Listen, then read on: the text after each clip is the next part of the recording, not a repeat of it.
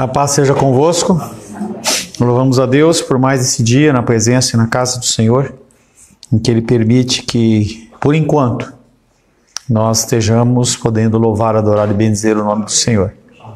Havendo uma mensagem, uma reportagem de um pastor que, ex-homossexual, declarou que mulher trans não é mulher, e ele está sob inquérito policial sobre não homofobia, agora é trans-homofobia, uma homofobia tipo mais especializada.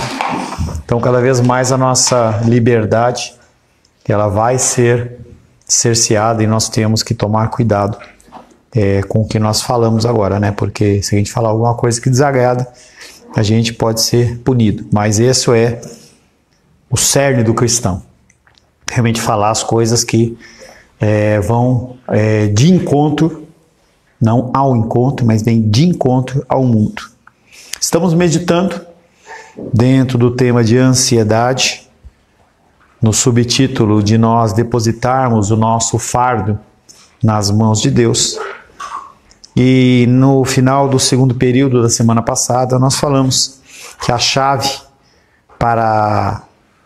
é nunca contestar a sabedoria de Deus, mas ao contrário, aceitar humildemente o que Deus trouxer à nossa vida, como sendo vindo da sua mão.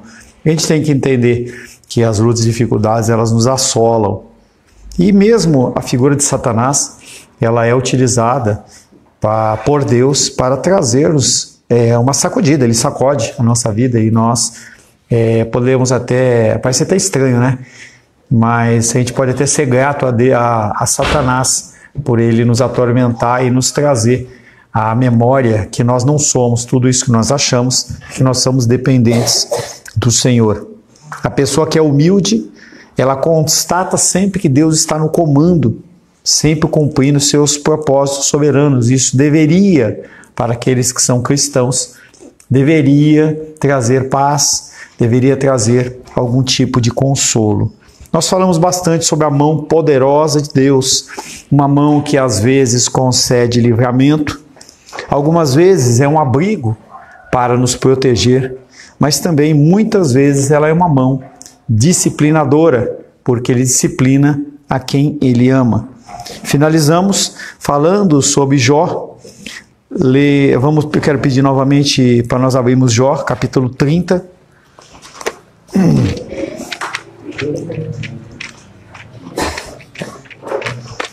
Jó capítulo 30, versos 20 a 23.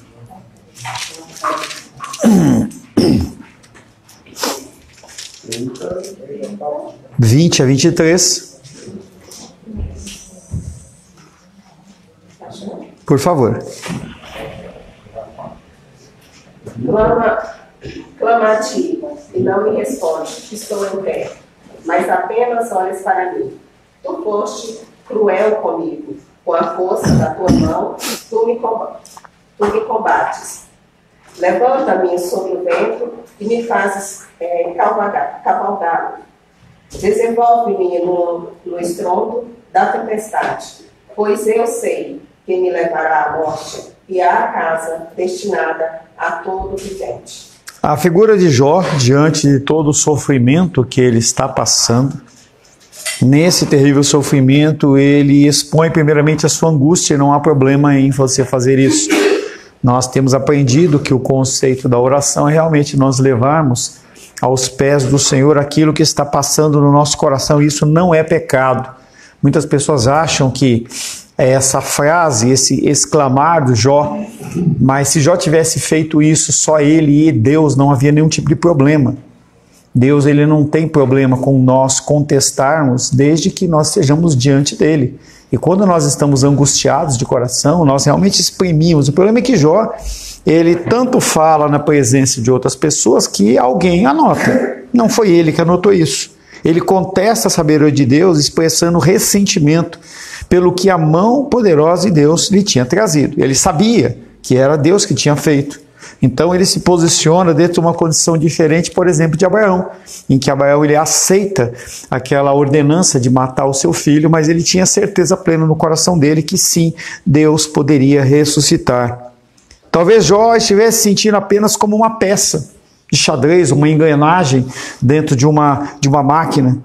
Aqui a poderosa mão de Deus não é de livramento, mas é de provação, agindo como um fogo refinador para fazer a fé de Jó transformar-se em algo mais puro. Então nós vemos a condição, nós temos falado algumas vezes a respeito da condição do fogo. O fogo sendo ele como refinador. As pessoas dentro das igrejas, em especial pentecostais, da qual a maioria das pessoas veio, talvez a totalidade, a gente sempre ouvia falar do fogo como algo bom, algo agradável. O fogo do Espírito, que faz com que você dance, você pule, fale em línguas estranhas, manifeste o dom. E a gente sabe que não existe nenhuma passagem nas Escrituras Sagradas que mostra o fogo como sendo alguma coisa doce e agradável. Sempre é no contexto de correção. E a correção ela deveria ser boa, perfeita e agradável, mas não é algo que nós sentimos quando aquilo vem sobre as nossas vidas. Jó, ele olhava para toda a vida dele e ele sabia o Deus que ele servia, mas ele se sentia impotente em relação àquela situação. Ele olha para aquela situação e ele reclama, ele murmura, ele não consegue olhar um passo na frente. É algo interessante porque isso em alguma medida muito menor, nós conseguimos ter isso como pais. Então você consegue olhar para a vida do teu filho em caminhos e decisões que eles estão tomando e a gente consegue visualizar para onde que ele vai, se ele vai cair num buraco ou se ele vai fazer o que é que seja. E é algo que a gente fala como pais de uma pessoa que já está praticamente adulta, como a Luísa, em que a gente já deu instrução e agora a gente tem que esperar que o Espírito Santo convença nas coisas que ela tem que fazer para que ela tome as decisões segundo a vontade de Deus, não segundo a minha vontade ou a vontade da Rosângela. E esta condição é uma condição de que quando a luta vem, a dificuldade vem, o objetivo de Deus para aqueles que são filhos não é a destruição, mas nós só vemos a destruição.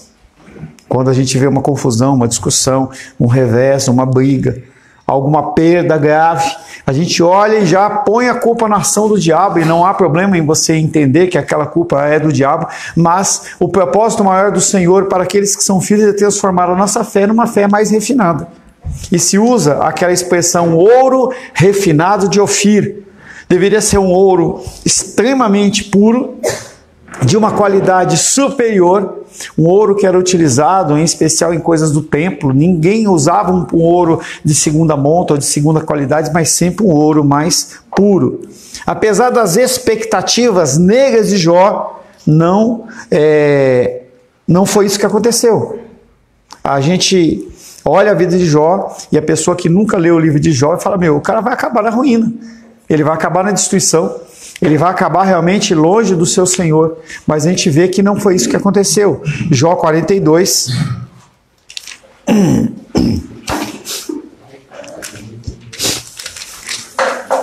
Jó 42, versos 3 a 6. Quem é aquele, como disseste, que sem conhecimento cobre o conselho? Na verdade, falei do que não entendia, coisas maravilhosas demais para mim, coisas que eu não conhecia. Escuta-me, pois, havias dito, e eu falarei, eu te perguntarei, e tu me ensinarás. Eu te conhecia só de ouvir, mas agora que meus olhos te veem. Por isso me abomino e me arrependo no qual nasci. Então Jó, dentro de todo aquele discurso dele, dentro de toda aquela situação caótica que ele vivia, ele é constrangido pelo Senhor, e ele olha e fala, eu me abomino, eu olho para aquilo que eu falei, eu olho para os meus questionamentos em relação ao Senhor, e eu me abomino, e eu me arrependo.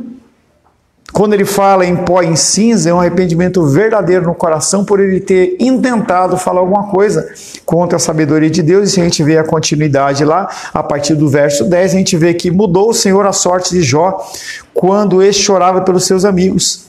E eles vieram todos a ser seus irmãos, e ele vem continuando falando que Deus o abençoou. E o último estado de Jó foi melhor do que o primeiro, porque veio a ter 14.000 ovelhas, 6.000 camelos, 1.000 juntas de bois, 1.000 juntas de jumentas. Também teve outros 7 filhos e 3 filhos, ou seja, A primeira condição do Jó foi pior do que a última, mas ele não conseguia ver exatamente o que acontece nas nossas vidas. Nós não conseguimos olhar um momento depois, em que a situação nos oprime. Helena, senta. Em que a situação nos oprime, em que o nosso coração ele se angustia, se entristece, nós não conseguimos ver o que vai acontecer depois. Jó estava dizendo: Deus, agora te vejo como jamais tinha te visto antes. Aprendi que as minhas percepções são limitadas, mas agora eu sei que eu posso confiar em Ti de uma forma total, completa e restrita. E cada degrau que você sobe na confiança e na fé, cada vez que você cresce em entendimento do Senhor, cada vez mais você passa por lutas mais duras e mais fortes. E aí a dinâmica é, você está passando por uma luta que a pessoa fala assim, ele vai sucumbir, ele vai cair, e aí você não cai. As pessoas elas vão olhar para você e falar assim, ele aprendeu. E aí você vai se tornar uma referência para aquelas pessoas que estão ainda galgando. Eu lembro de um livro que eu vi, que não necessariamente era cristão, ele era meio bagunçado, e falava de uma grande torre.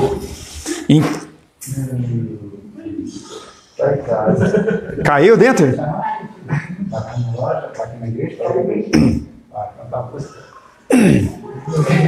Vamos lá. E aí nesse livro, é porque ele saiu da igreja, esse caso não tinha caído, né? A grande torre, e a pessoa ela estava guerreando com uma série de entidades malignas, e ele não conseguia, lutando com suas forças. Aí alguém chegava e falava assim, olha, tem uma arma ali. E aí ele ia lá, pegava aquela arma e conseguia vencer aquela entidade, ele conseguia subir o andar da torre. E conforme ele subia o andar da torre, ele conseguia ver a disposição das armas dentro do campo, e ele ia começar a mostrar para as pessoas. E as pessoas começaram a pegar aquelas armas, vencer e conseguir subir. Ele subia para o segundo nível, e é assim que é a dinâmica cristã. Conforme nós vamos crescendo, conforme nós vamos conhecendo mais de Deus, cada vez mais a gente pode ajudar pessoas que estão embaixo. É a condição do discipulado, é a condição real do cristianismo. O exemplo de Jó ele foi registrado para que nós possamos aprender a mesma lição, sem passarmos pela mesma provação. O ideal é que você aprenda sem ter que passar por, que é a condição de pais e filhos. Tanto eu e Rosângela com Luísa, como os nossos pais conosco, como os nossos avós com os nossos pais, se a gente puder aprender sem passar pela dificuldade, é melhor. Mas se você quiser passar, você tem todo o arbítrio de passar aí pela sua luta e dificuldade. E é exatamente o que nós fazemos. A gente vê uma situação, a gente sabe o caminho que a gente tem que seguir, a gente opta por seguir um caminho errado. Romanos 15, 4.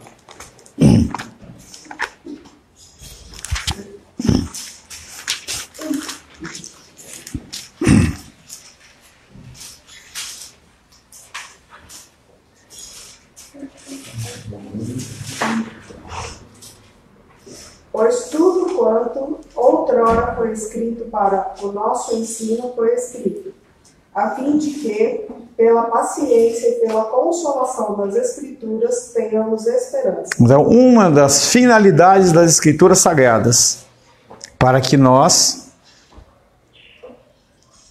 tenhamos paciência e pela consolação das Escrituras, nós temos esperança no meio das lutas e dificuldades.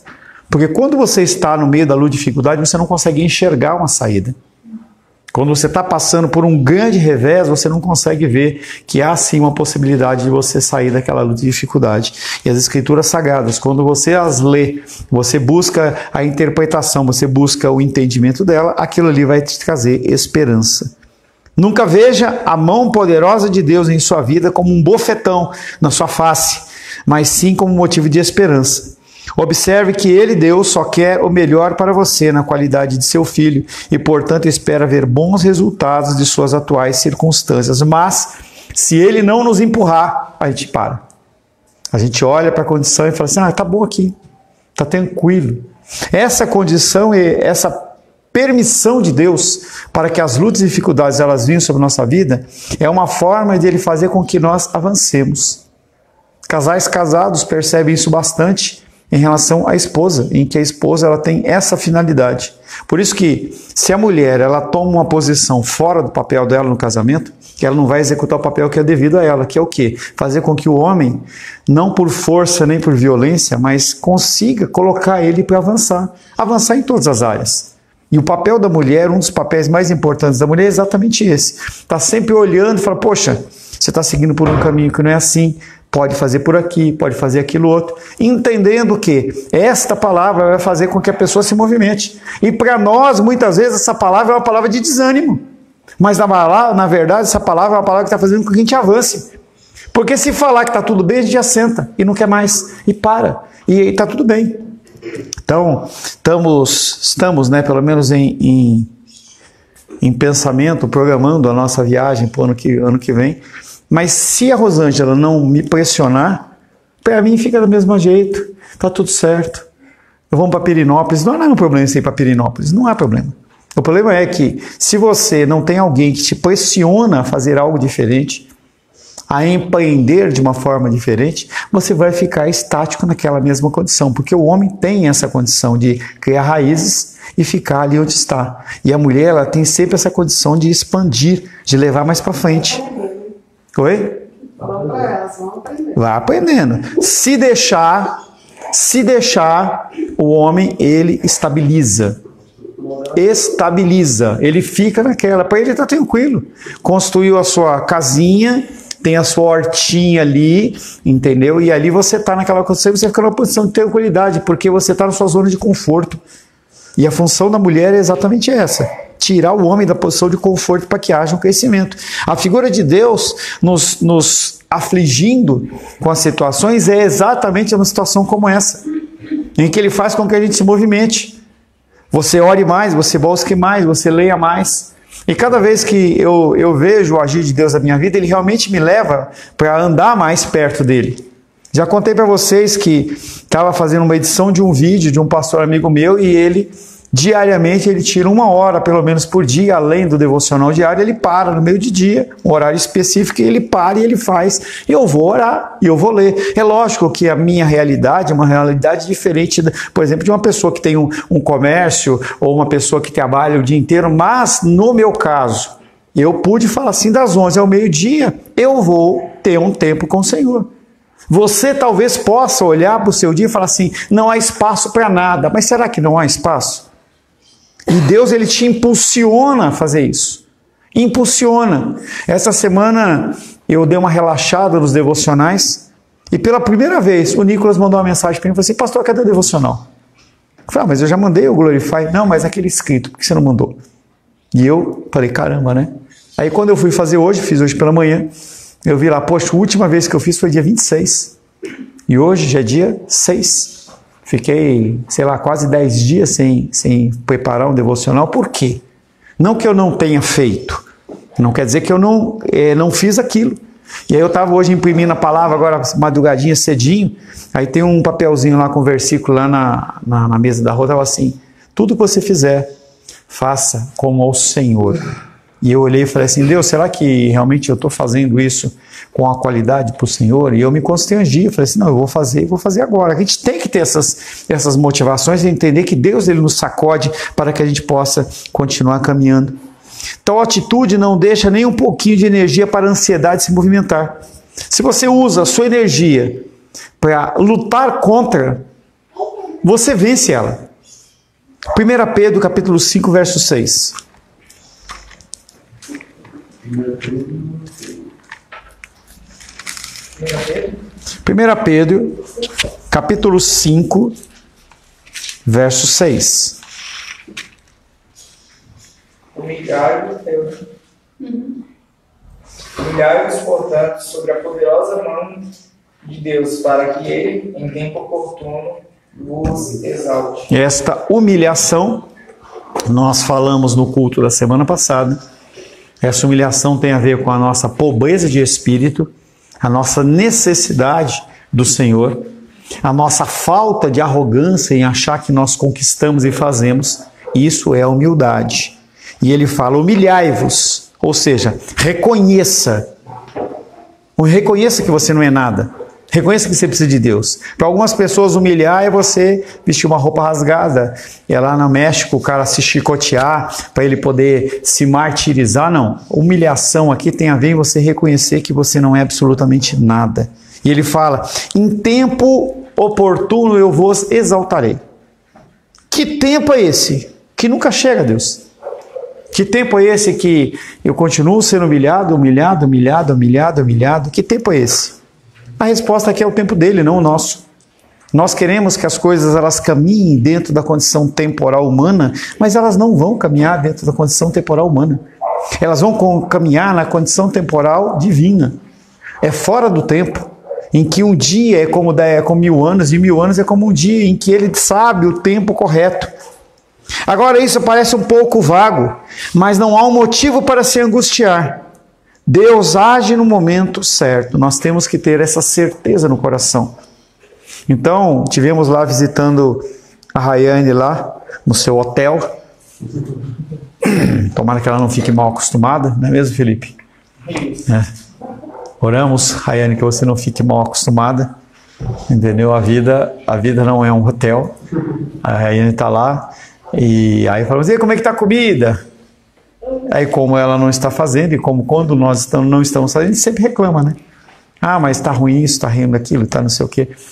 E aí o médico falou, 7 dias você tem que estar aqui para você tomar o seu antibiótico. No caso do médico, o médico chegou e falou, são 7 dias. Olha a data de entrada, vê a data de saída, vê a hora que passa os plantões médicos, em teoria, amanhã ela está saindo. Mas com Deus não funciona assim. O tempo dele é o tempo perfeito, é o tempo melhor.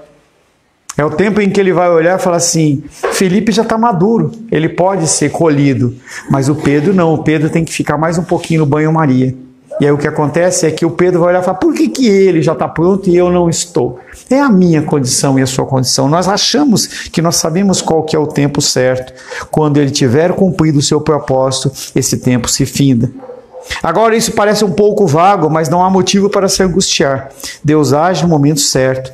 Certamente a nossa salvação dependeu do seu perfeito tempo. Tito, capítulo 1.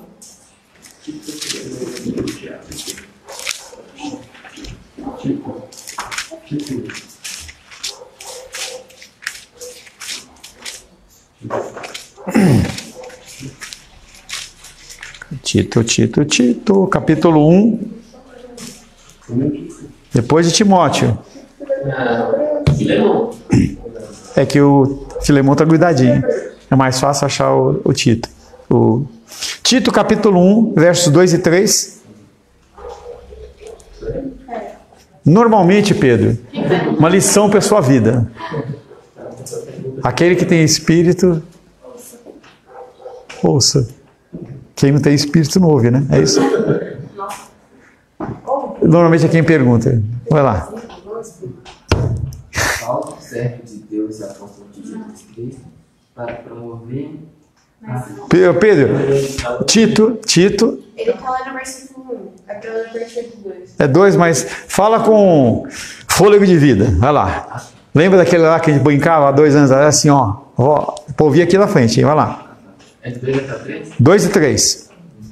Na esperança da vida eterna, que o Deus que não pode mentir, prometeu antes dos tempos eternos, e em tempos devidos manifestou a sua palavra mediante a pregação que me foi confiada por mandato de Deus, nosso Salvador.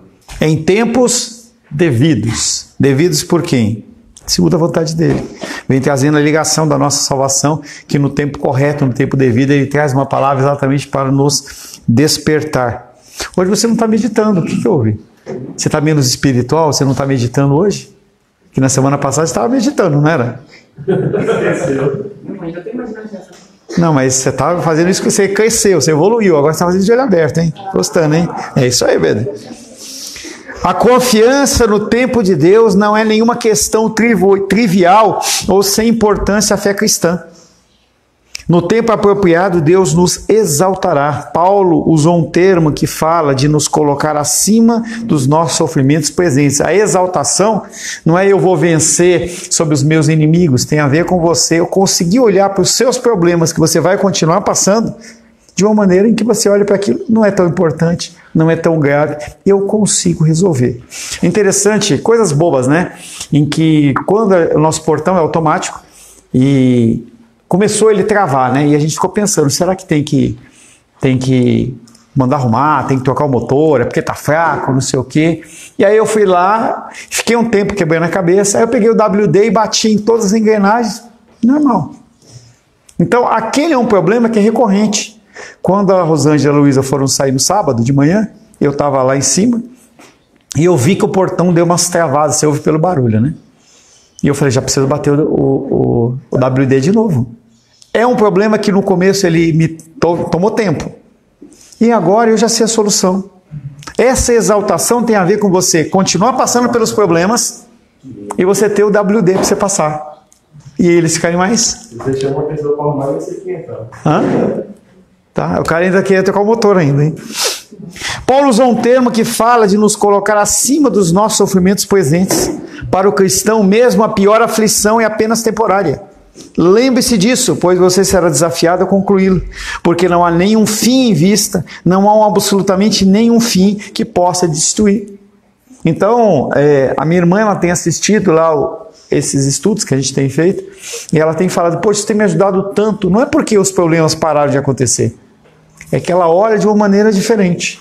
Ela vai e olha e fala assim, pô, pera um pouquinho, este problema, eu já lidei com ele na semana passada e no mês passado, e eu consegui resolvê-lo.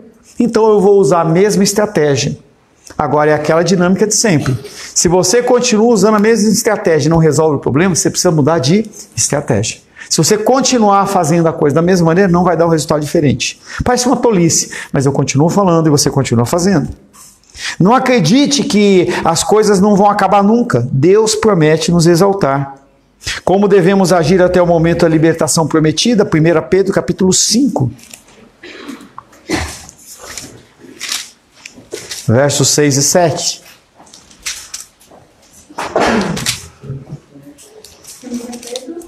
1 Pedro capítulo 5, versos 6 e 7. Pastor, de novo. De novo. Agora com o versículo 7 junto. Humilhai-vos, portanto, sob a poderosa mão de Deus, para que ele, em tempo oportuno, vos exalte, lançando sobre ele toda a vossa ansiedade, porque ele tem cuidado de vós. E essa é a chave. Você se humilha e coloca, Deus, eu estou passando por essa luta de dificuldade, eu não consigo lidar com ela. Eu preciso que o Senhor tome essa luta e o Senhor pegue para o Senhor cuidar para mim. Aprendendo a confiar. O que você fez com o Daniel, que ele não quis sentar do seu lado hoje? É porque você não deu nenhum presente para ele hoje, né? No segundo tempo você tem que passar. Bom presente. Bom presente. A humildade requer plena confiança no Deus que é zeloso. Eu não posso me humilhar sob o poder de Deus se eu não estou certo de que Ele se importa. Se você não acredita realmente em Deus, você sempre vai ficar na dúvida. Não posso me humilhar se eu não estou certo que Ele se importa. Mas posso se souber o que Ele faz. Pedro recomendou termos atitudes de confiança. A base dessa confiança é o cuidado amoroso que Deus nos tem mostrado repetidamente. E aquela oração que nós inserimos dentro das nossas ofertas, já tem mais de 6 meses, que é a questão de você reconhecer Deus que deu o seu teto sobre a sua cabeça, o vestuário para você não passar frio, água na torneira. São coisas que quanto mais elementares você reconhecer e você estabelecer dentro da sua oração de gratidão, melhor para você confiar na ação divina de Deus. Você lançará sua ansiedade sobre Ele quando for capaz de dizer, porém de maneira humilde, Senhor, não é fácil, estou sentindo dificuldade para resolver esse problema, mas eu confio em Ti, porque eu sei que cuidas de mim. Diante do problema, você para e faça uma pequena oração, pedindo que Deus ele possa te orientar. A palavra traduzida por lançar, de lançar a sua ansiedade, era usada para indicar que se atirava alguma coisa sobre outra, tal como uma manta sobre um animal de carga. Lucas 19, 35.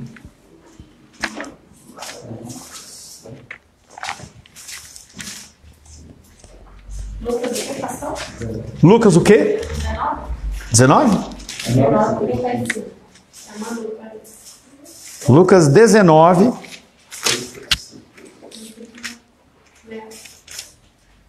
Estava tocando tomando as suas vestes, ele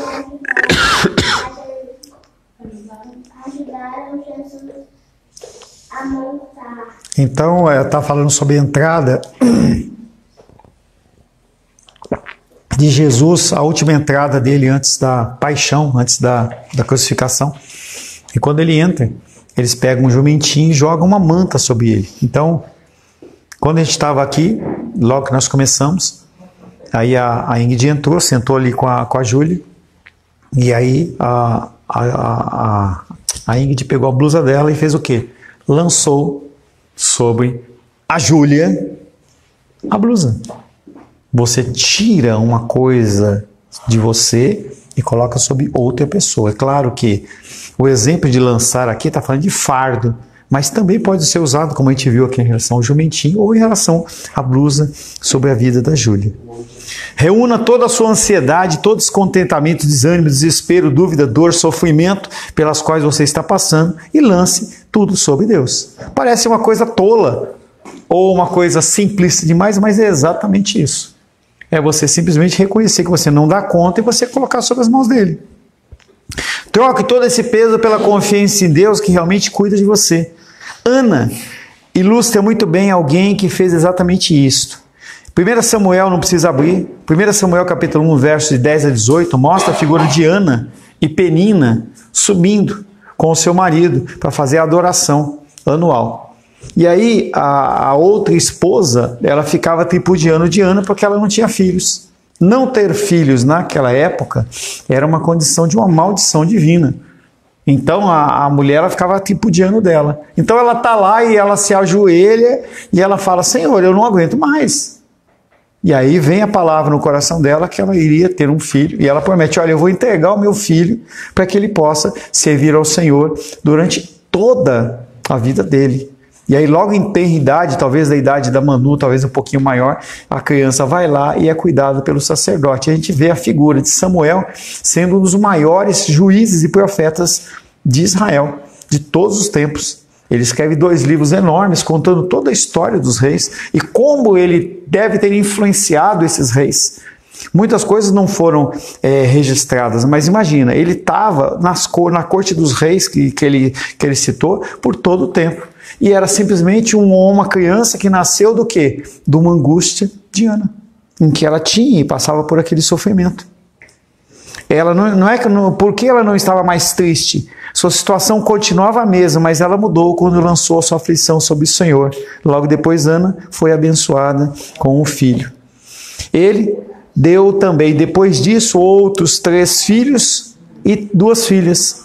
Ana é prova que quando você se humilha sob a poderosa mão de Deus, lançando toda a sua ansiedade sobre o seu amoroso cuidado, ele o exalta no devido tempo. Então Ana não tinha filho, entrega o seu único filho e depois passa a ter 5 filhos. Salmos 55, 22.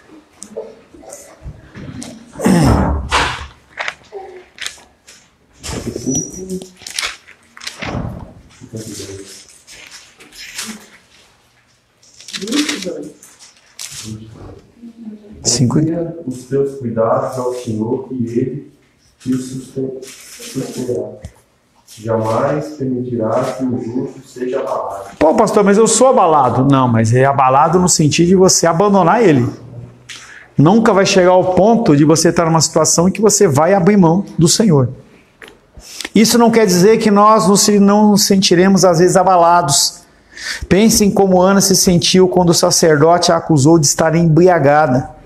Mas como Ana, podemos ser agraciados e encontrar alívio por meio da oração ao Deus que realmente cuida de nós. Se você precisa ser lembrado de vez em quando que Deus realmente cuida de você, considere o que Jesus disse no Sermão do Monte, que é o que nós estamos vendo. Uma vez que ele prodigamente veste os meros lírios do campo, que nós cantamos na nossa abertura, ele veste os lírios do campo. Como você acha que ele vai te vestir? Se ele alimenta os pássaros, como que ele vai te alimentar? A maturidade espiritual começa com esses fundamentos, uma atitude de humildade perante Deus e os outros e confiança no cuidado de Deus por você. Com essa atitude de confiança, você se mostrará menos preocupado e menos ansioso diante das dificuldades. A condição de você confiar no Senhor, e isso tem que ser colocado exteriormente, verbalmente. Sempre o princípio do entendimento se você só lê, você tem uma absorção. Se você lê e você fala, é outra absorção. Se você vê, fala e você explana, você aprende mais. Então eu, como professor, eu acabo sendo mais agraciado porque eu estou aprendendo cada vez mais ao falar. Então quando você proclama essas coisas, não é uma confissão autopositiva. Senhor, eu confio em Ti. Tem um efeito maior do que você só ler. E isso é muito bom para a gente começar a praticar. Faça seus planos, prossiga e realize tudo quanto Deus te incumbiu a fazer. Encha sua mente de interesse pelas pessoas que você ama e em como fazer isso ou de tudo que você estiver fazendo. Uma oração contida em um pequeno manual devocional que foi encontrado na Europa há mais de 500 anos nos prepara para considerar este conselho. O manual é intitulado Imitação de Cristo e finaliza assim. Pior que imprimiu em cima. Deixa eu ver se eu consigo entender. Não, porque eu tinha usado folha... reusada a folha e já tinha uma impressão nela. Bom, faz só um pedacinho dela. Pois não permanece aquele que não lança toda a ansiedade sobre ti. Nós já lemos 1 Pedro 5,7. E ele fala assim: se tu desejas que eu esteja em trevas, sê bendito. Se tu desejas que eu esteja na luz, sê novamente bendito. Se tu me concedes conforto, sê bendito. E se desejas que eu seja afligido, sê tu sempre igualmente bendito. Essa oração de uma pessoa que na época de perseguição, ela conseguia ver o que o apóstolo Paulo falava. Eu sei ter fome e ter comida. Eu sei ter vestes e ter passar frio. Eu sei amado e sei ser perseguido. Essa dinâmica de você adaptar o seu coração a essa situação vai fazer com que você amadureça mais e mais dentro do cristianismo. Enquanto você ficar lutando contra essas condições, o que vai acontecer é que você não vai conseguir viver o melhor do Senhor. E você vai ficar o tempo inteiro, uma expressão que eu uso, lambendo as feridas. O que é lamber as feridas? É você não sair de uma situação de dor, você achar que aquela situação ela vai perdurar para sempre. E mesmo quando a situação ela começa a acabar, você puxa ela de novo para você. Porque você acostumou tanto a viver com aquela ferida que você não abandona mais ela. Eu não sou amado, eu não sou cuidado, essa dor dói demais, não vai abandonar nunca mais. E a pessoa ela fica naquela e ela não consegue sair. É como se fosse um círculo vicioso. Uma retroalimentação da minha própria dor. Em algum momento você tem que dar um basta para isso e você fala assim: eu não aceito mais isso sobre a minha vida. E aí você vai começar todo um processo de desconstrução da luta e dificuldade e uma confiança no Senhor. Amém, queridos? Amém. Senhor, louvamos, adoramos e bendizemos o seu nome. Agradecemos pelo teu amor e o teu cuidado. Quero entregar nas tuas mãos, Pai, esse subtema em que nós falamos sobre entregarmos os nossos fardos, na verdade lançar os nossos fardos sobre o Senhor, que só possa nos ensinar a não ficarmos, Pai, lambendo as nossas próprias feridas, mas nós possamos, Pai, que levantar, sacudir, Pai, que ir a poeira, realmente dar a volta por cima, confiando no Senhor, na sua instrução, confiando que o Senhor é sobre tudo e todas as coisas. Oro em nome de Jesus. Amém. Graças ao nosso bom, querido e amado Deus.